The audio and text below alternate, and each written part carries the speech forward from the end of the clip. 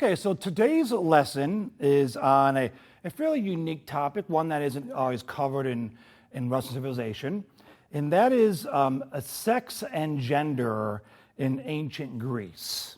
So we're going to just look at this in an introductory way, so look at sex and gender, and we're going to start by looking at the social classes of women in a specific Greek city-state. Okay? This specific Greek city-state is ancient Athens. Okay? So you have learned from a previous lesson, other course content, right, that there's not one unified Greece in the ancient world. There are Greek city-states, right, one of which was Athens. Okay? So to start a discussion about sex and gender in ancient Greece, we'll look at the Athenian model. So what people residing in Athens were known as Athenians. So we'll look at the Athenian model of social classes of females. And there are three of them for us to consider. Okay? Number one, the top social class amongst Athenian women. They're known as the Gune Gemete. The Gune Gemete. And the term comes from the Greek meaning married woman. Married woman. So wives in ancient Athens were the most respected women because they were doing the most important thing according to Greek culture of that time, and that is to reproduce, to have children, right, and to basically run the household. Okay? The Gune Gemete, as married women, they had strict limits on where they could go, right? Limits on what they could do in terms of public life. And they were they were the least educated of Athenian females. The least educated, but the most respected because of the important roles they're fulfilling at home. The next social class, known as the Palike. The Palike. There's no exact translation from the Greek, but the closest we found are mistress or concubine. I've seen the phrase a kept woman. Here's how I describe a Palike. It is a woman who is available to more than one male, but not usually at once. A Palike could be in a lengthy relationship with an Athenian male. Now, it was predominantly, although not exclusively, a sexual relationship.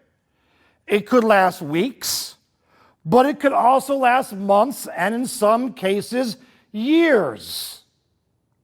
In fact, it was not unheard of to have, in a Greek household in Athens, to have a man, right, living at home with a Gune Gemete, with the missus, the wife, and to also have a Palike residing in that home as well.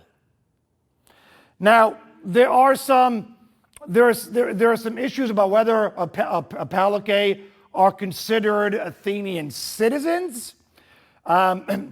Most scholars tend to think that they are not, although this may have fluctuated over time, may have changed over time. But the bottom line is the Pallicae essentially provide companionship for a Greek male, or in some cases more than one Greek male, and in exchange, the Pallicae is taken care of by the Greek male. Okay, so whether it's a place to live, right? So they have a roof over their head, some kind of economic support. They have a place to stay. They're taken care of. They're not going to be on the streets, and that's a very important distinction from the third class of women in ancient Athens.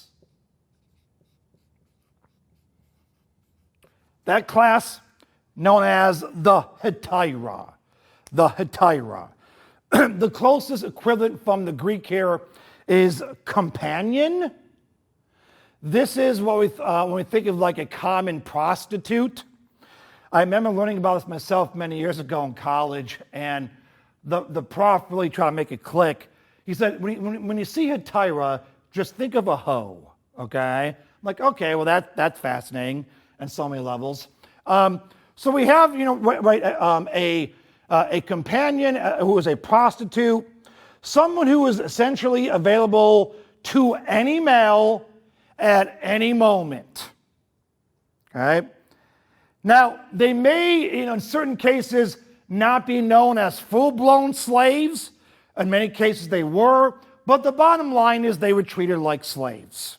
Okay? There is no doubt that they were not citizens. They could be involved with 10 to 20 men a week. Okay? However, they could make ends meet. Now, what's fascinating about the hetaira, okay? So you have Pallicae being taken care of, but this is not like a husband of a Guna Gemete saying to the Pallicae in the next room, "Here's some money on the dresser for you on the way out." Okay, where that would be the case for the hetaira, you are paying for a service. Okay. The hetaira are, ironically, the most educated women of Athens. They were expected to pleasure males both physically and intellectually. And so they are the most educated women of Athens, but at the same time, the least respected. And that is because they are not the Gune Gemete. Okay? They're not married. They're not citizens. If you learn in other contexts, whether in this class or elsewhere, and you learn about these famous symposiums that Greek politicians and thinkers have, where these men discuss philosophy and politics and culture.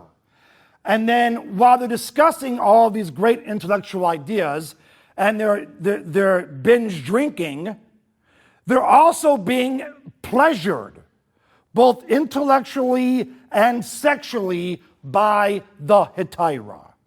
Okay?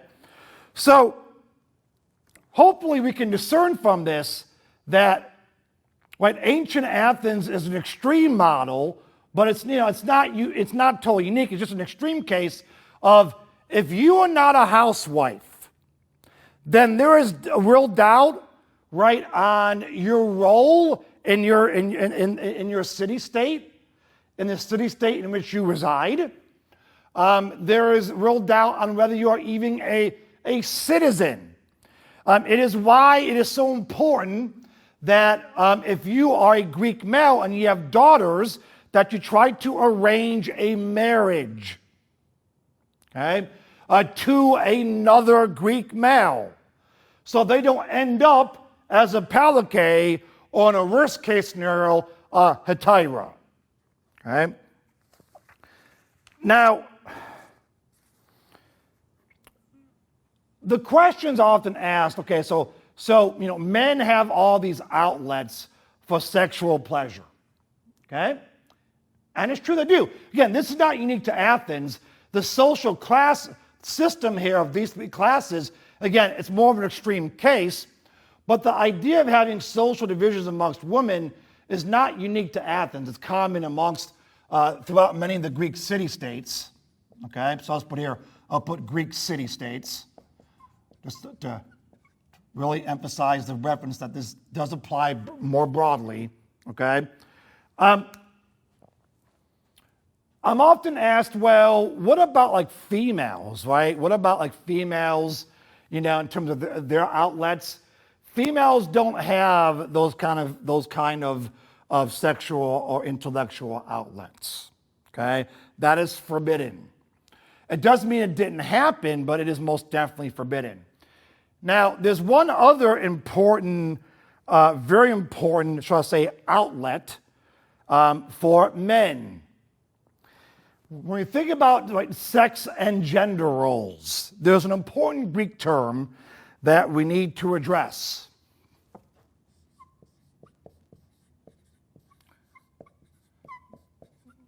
That term is known as pederastia. Pederastia. It translates loosely from the Greek to mean boy love. And think, well, boy love, are you talking about children who are 7 or 8? No. Okay? Boy love in this context, it's better thought of as male love, because the other outlet, in many ways for the majority of Greek males, the most important outlet was a man's attraction to another man. So in modern terms, okay, it is common to refer to this as homosexuality. Although, realistically, if you're a Greek male, there's a pretty good, in ancient Greece, there's a pretty good chance that if you use a modern construct, you would be bisexual because of having interest in both women and men. Again, these are modern constructs. The ancient Greeks, didn't use these terms. And in fact, for men, they would, in ancient Greece, they would be utterly confused of these kind of definitions anyway. To men, right, it was simply a given that they would have sexual preferences, right, across the spectrum. Okay? You say, okay, well, why not women having the same broad allowance? Here's why. Okay? According to Greek culture, not just in Athens, okay, the most respected women are the gynagamete. They are the least educated. And the idea of women not being educated becomes the norm throughout Greek culture. Because women, by and large, were not educated, over time, the Greeks came to believe that women had no intellect to begin with. And therefore, if a Greek male wanted to find what we would call, right, in modern terms, true love, then in many cases, not all cases, in many cases, Greek men simply couldn't find true love from a woman because they did not have the intellect to have that kind of companionship with. So, for the Greek men, true love meant establishing a close bond, both sexual and otherwise, with other men. That is not to say that every Greek practiced this, but it is certainly much more common than it is often explained as such in history classes. Okay? There's some scholarly debate about how formal the process this was for men, wooing other men, considering all the things they had, at home and other outlets. Because to be clear, a Greek male who's a good citizen is not neglecting his duties at home to be a good husband and to make sure that, the missus is going to have a baby. They're going to, carry on the family tradition to his son. Okay, the wife's not neglected. In many cases, right, they had a close bond. Okay. That being said, there is some scholarly debate about maybe there was a formal process for having this idea of true love in city-states like ancient Athens, because there's such this strict social class system of Greek females. Now, what those scholars who argue in support of a formal culture or developing this true love between two males, okay, what they refer to are two specific terms describing the individuals in this relationship. There is an Orestes, and sorry about that. Just want to make sure I'm not misspelling anything. Yep, okay. An Orestes and an Eromenos. Okay. The Orestes is known as, from the Greek, the lover. The Eromenos is known as the beloved. The beloved. So we have the lover and the beloved.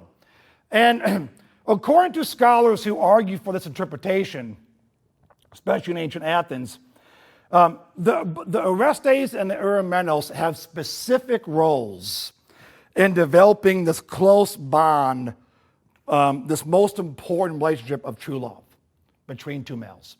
And here's how it works. The Orestes would be an older male. Okay? So typically 20 or older. Okay? And the reason why 20 or 20-ish is a number is that is when the Greek male is able to participate in most aspects. If they are citizens, they're able to participate in most aspects of political and social life. Well, they're able to, for example, be considered a soldier in the military of their specific Greek city-state. Okay? So they've achieved what we consider in modern terms adulthood. The Eromenos, right, the beloved, is a younger male. Okay? Someone who is in their teens, between the ages of 13 and 19. So someone who has reached puberty. Okay, certainly, I can see like modern conceptions. Wow, this would not be okay, in modern society, in most modern society, certainly not like the United States, just because of they are not adults, and I understand that. We're talking about the Greek tradition here, so just keep that in mind, okay? But concern noted. The Eromenos was essentially, having achieved puberty, was essentially a Greek male citizen in training. Sort of serving as an apprentice. So part of the relationship here was the Orestes serving as a mentor to the Eromenos, right? Teaching them all aspects of Greek culture. Okay. Now, there was, according to some scholars, there was a There was a courtship involved. For example, we have sources in archaeology that have like inscriptions on vases in which, for example, we have the older male trying to court the younger male. And so there would be some similarities to modern dating rules in the United States in terms of those who think about dating rules or dating traditions in more of a traditional sense.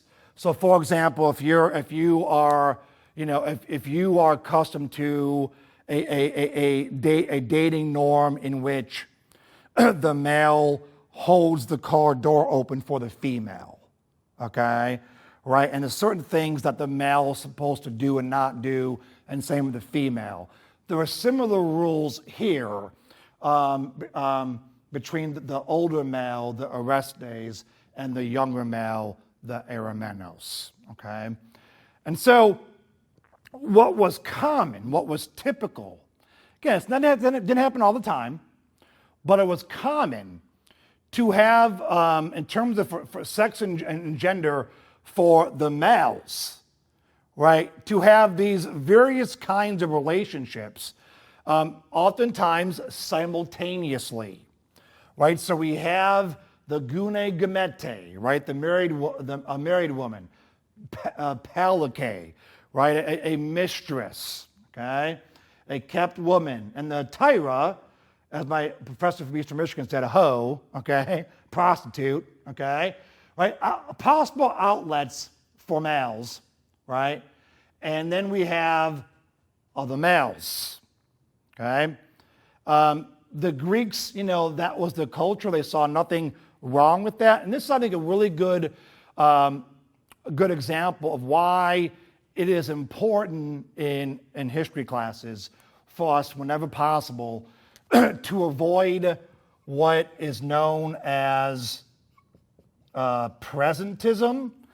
And that is, presentism is imposing, right, our beliefs, right, from our present worldview, and to impose our beliefs to judge other civilizations and judge their values. So I'm not saying that any of this is right or wrong, but it just is, okay? To conclude, I'll give you a couple famous examples of Greek males who fit across this spectrum regarding sex and gender roles. Okay? I think at this point, I can erase this.